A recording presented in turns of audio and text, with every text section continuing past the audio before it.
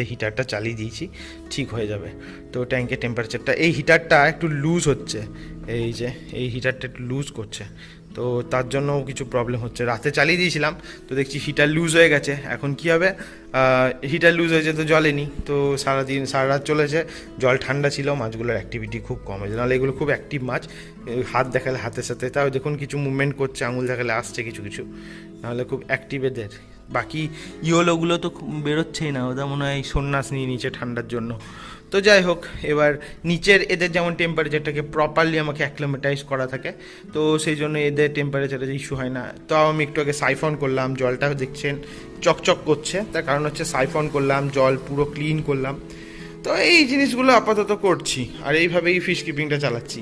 কিছুদিনের মধ্যে আমাকে আবার বাড়ি থেকে চলে যেতে হবে। 1.5 বছরের উপর, 2 বছরের কাছাকাছি বাড়িতে ছিলাম, ফিশ কিপিংটাকে বেশ ভালোভাবেই করেছি। এছাড়াও নিচে কিছু 3টে